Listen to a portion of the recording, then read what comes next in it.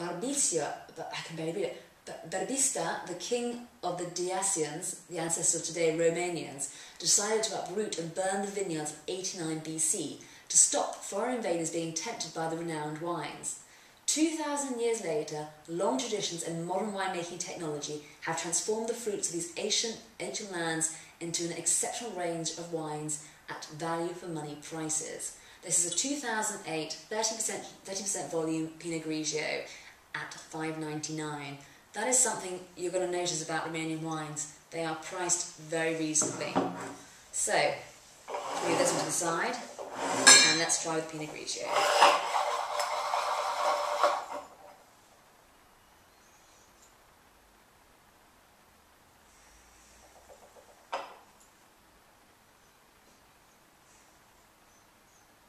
Now, that's really interesting.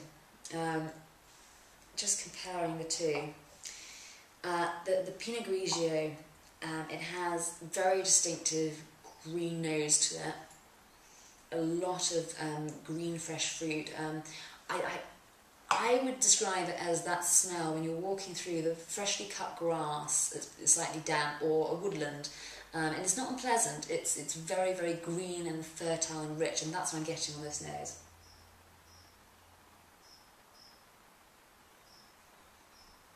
Right, let's try it.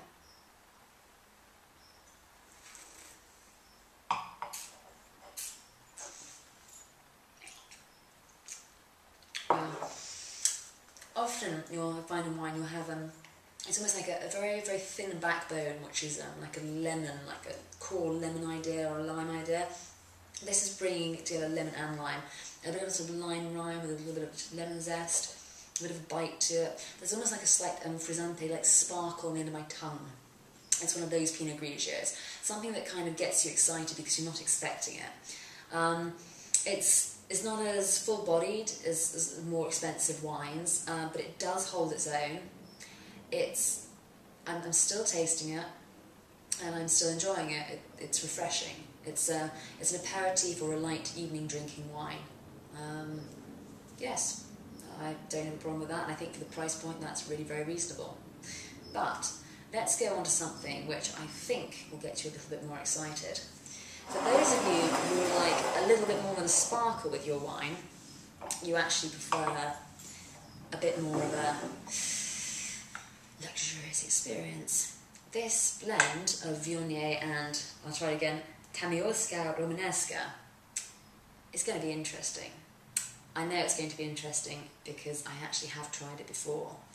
I saw it listed on a website and I ordered it. I ordered one bottle. And I shared it with some friends, and first of all they just thought it was a straight Viognier, but obviously it's not. It went down very well, and when I realised it was Romanian, well I knew it was Romanian, but when I realised it was Romanian, it fitted in, I just had to talk about it because it's a very special wine.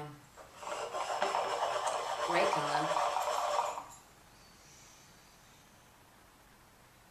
and you have just fallen into a peach and apricot crumble. That is what I'm getting on the nose. It's so rich and white fruit and soft.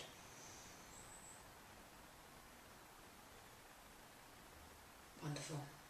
Very, very, very just smooth. I don't know if you can have a smooth smell, but there's nothing jarring. So let's just try it.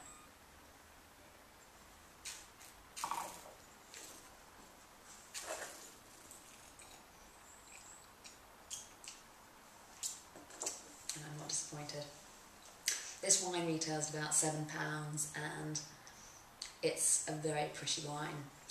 It's called, and I'm not sure if I can pronounce this correctly, Scerta or Scorta Vineyard, single vineyard, Viognier Tamiolska Romanesca, and there's a word I definitely can't read, and it's just beautiful.